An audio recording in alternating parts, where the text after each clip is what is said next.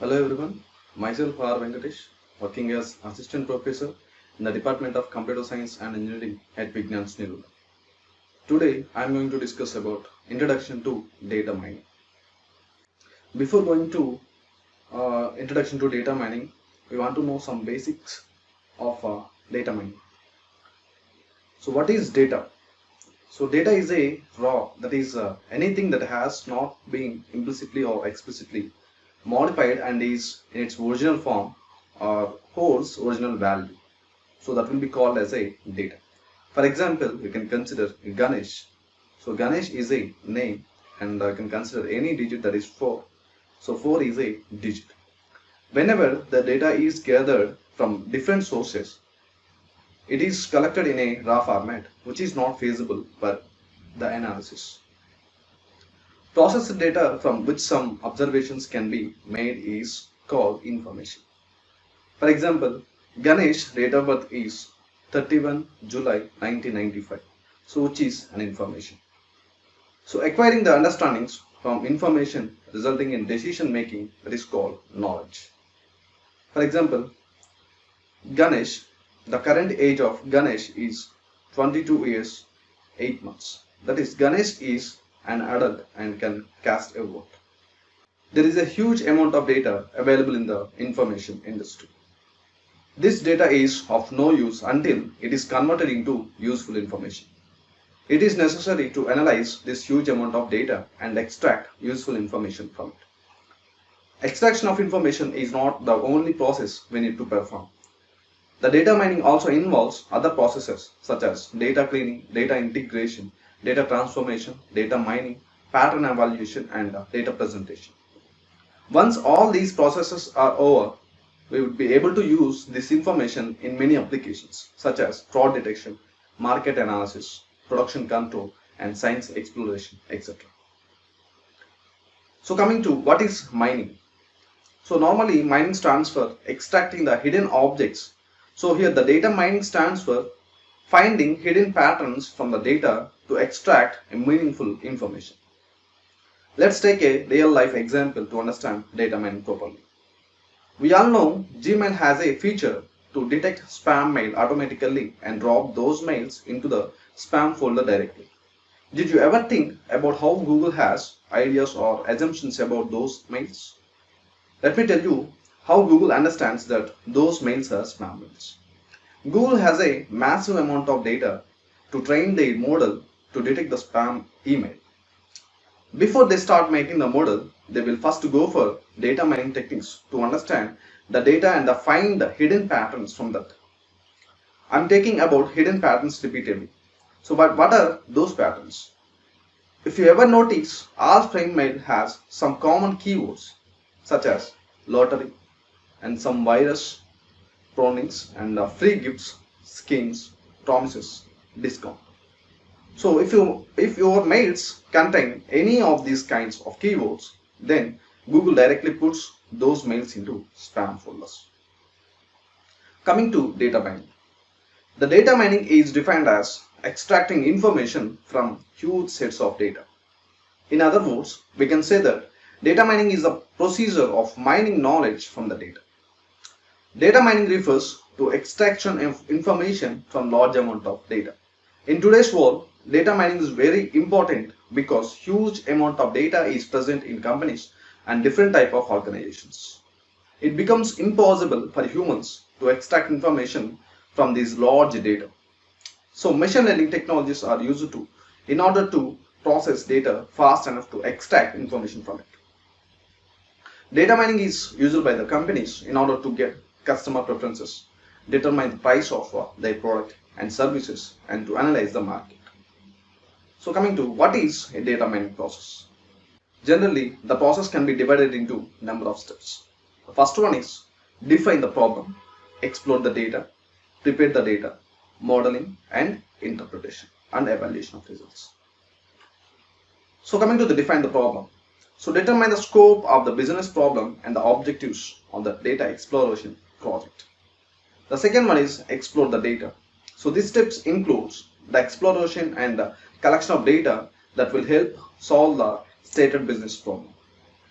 Third one is prepare the data. Clean and organize collected data to prepare it for further modeling procedures. The fourth one is modeling. So create a model using data mining techniques that will help solve the stated problem. And the fifth one is interpretation and evaluation of results.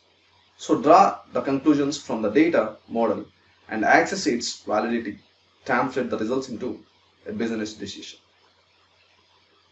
So coming to what is KDD in data mining. Actually, KDD is referred to as knowledge discovery in database. And KDD is defined as a method of finding, transforming and defining meaningful data and patterns from a raw database in order to utilize in different domains or applications. So there are many steps included in KDD process. The first one is data cleaning. The data cleaning is defined as removal of noisy and irrelevant data from collections. For example, cleaning in case of missing values, cleaning noisy data where noise is a random or variance error. The second one is data integration. So the second step is data integration, in which data from multiple sources are combined into a single repository called data warehouse. So careful integration can help reduce and avoid redundancies and inconsistencies in the resulting dataset. This can help improve the accuracy and the speed of the subsequent data mining process. The data integration using data migration tools and data synchronization tools. The third step is data selection. Data selection is defined as the process where the data relevant to the analysis is decided and retrieved from the data collection. For example, if you want to perform the stock market prediction, then retrieve the data relevant for this prediction only. So the data selection using neural networks, decision trees, naive Bayes, clustering and regression, etc. The fourth one is data transformation. The data transformation is defined as the process of transforming data into appropriate form required by the mining procedure. For example, the daily sales data may be aggregated to compute monthly and annual total amounts. So the data transformation is a two-step process. The first one is data mapping. So that is assigning the elements from source base to destination to capture the transformations. The second one is code generation. So that is creation of the actual transformation program. The fifth step in the KDD process is data mining. So the data mining is defined as clever techniques that are applied to extract patterns potentially useful, transforms tasks relevant to data into patterns, and decides purpose of model using classification or characterization. The sixth step is pattern evaluation. The pattern evaluation is defined as identifying strictly increasing patterns representing knowledge based on the given measures. Find the interestingness scores of each pattern, uses summarization and visualization to make the data understandable by the user. The last step is knowledge presentation. The knowledge presentation is defined as technique which utilizes the visualization tools to represent the data mining results. For example, generate the reports, generate the tables, generate discriminant rules, classification rules, characterization rules, etc. Coming to the next one, what kinds of data can be mined? First one is flat files. The flat files is defined as data files in text form or binary form with a structure that can be easily extracted by data mining algorithms. Data stored in flat files have no relationship or path among themselves. Like if a relation database is stored on flat file, then there will be no relations between the tables. Flat files are represented by data dictionary, for example CSV file, comma separated vector file.